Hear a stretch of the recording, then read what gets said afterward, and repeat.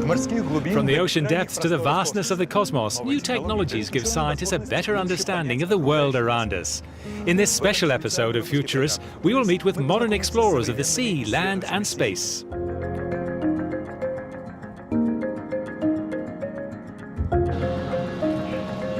After a long voyage in the Atlantic, the research vessel docks in Malaga. Its international crew spent a month away from solid ground to study the ocean and its fragile ecosystems. Are you okay? Everything okay. The ocean is changing in many ways. The ocean is becoming more acidic over time. It's getting warmer just as the globe warms, but also the currents that flow through the ocean are changing. We need to understand that better. Marine scientists say this rate of change is unprecedented in geological history. A European research project mapped out 25 expeditions in and around the North Atlantic to fill the gaps in our knowledge. This was the first time we went this deep, and this ROV allowed us to get unique images. We could visit sites that were never before seen by human eyes, and that allowed us to study the distribution of organisms and composition of the communities, which tells us more about the functioning of this ecosystem. Remotely operated robots can withstand enormous pressures. This research crew sent its remotely operated vehicle 2 kilometers deep to study a seamount near the Azores archipelago.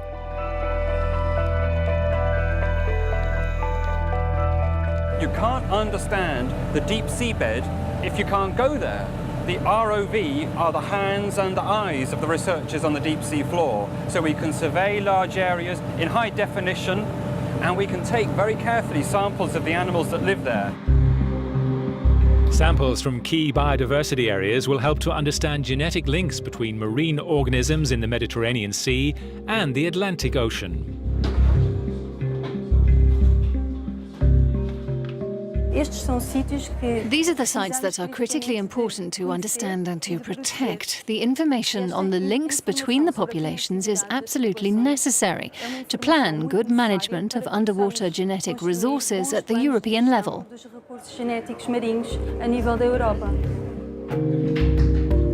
The new knowledge will help us understand how oceans will react to the ongoing climate change and the emerging industrial exploitation of deep-sea floor resources. With new technologies, we can take a fresh look at agriculture to try to make it more efficient and environmentally friendly. We're in Ukraine, one of the study sites of another European research project.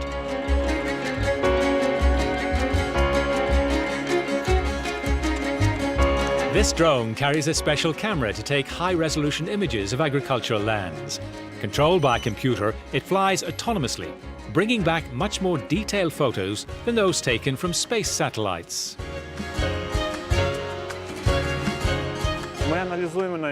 We're analysing very detailed drone images that clearly indicate which culture grows where. We can produce a classification map by feeding this validation data into the model. Researchers use a special mobile app and wide-angle photo cameras to gather detailed statistical data on individual crops.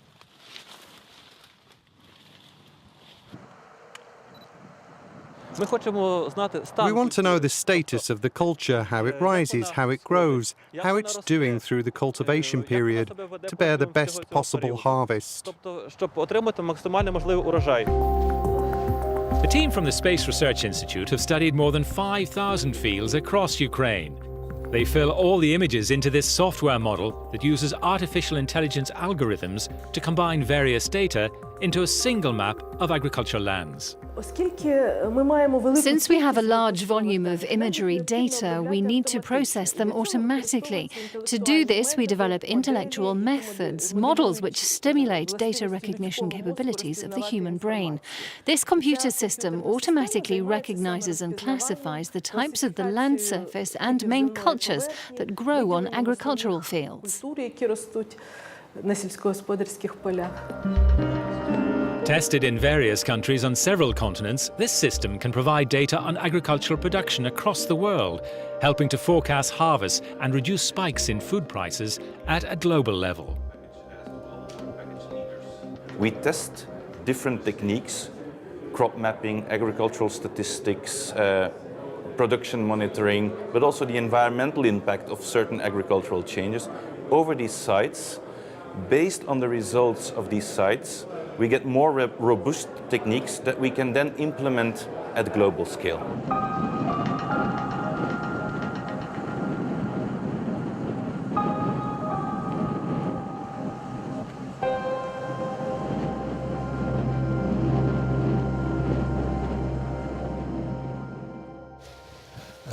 Radio telescopes reveal increasingly distant parts of the universe.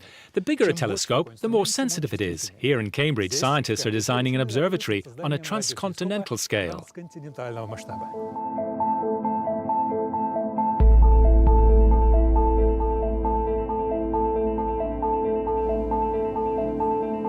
This antenna field is a prototype of the world's largest radio telescope, set to be built in Australia and South Africa.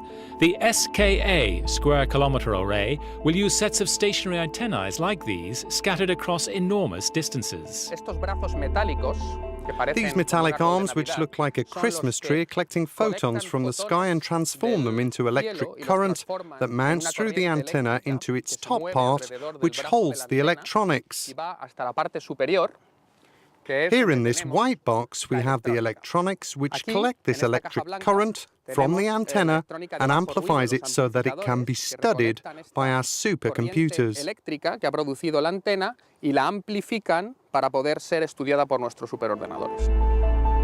Combining small antennas into an array produces results similar to building an enormous dish telescope at a fraction of the cost.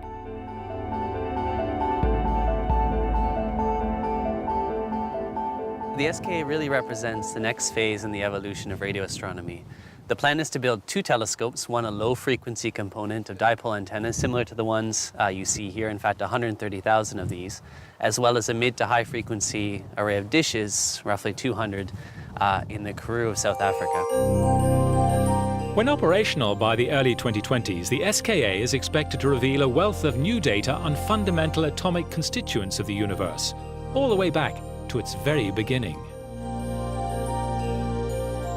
Imagine the ability to create a three-dimensional movie of the evolution of gas and how structure evolves in the universe from that very early time, roughly 1 billion years after the Big Bang, to the time we see today, galaxies like our own Milky Way. Building the world's largest telescope is a challenge in many ways, including the logistics. The 130,000 antennas for the Australian part of the SKA were engineered to be inexpensive, easy to assemble, and extremely durable. All the electronics inside the antenna should be protected from the sand which can get inside it. And the mechanical design of the antenna is sufficiently sturdy to sustain winds of more than 160 kilometers an hour and other challenges of the desert weather.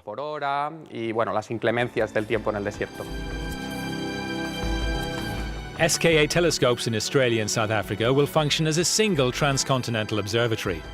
Processing the signals from each individual antenna in real time will require unprecedented computational power. That will be basically two giant supercomputers, one at each SKA site, which are as big as the current #1 world supercomputer, or bigger in fact. The data rate coming into the science data processor for SKA is bigger than the total world internet traffic. So we're talking a huge system here.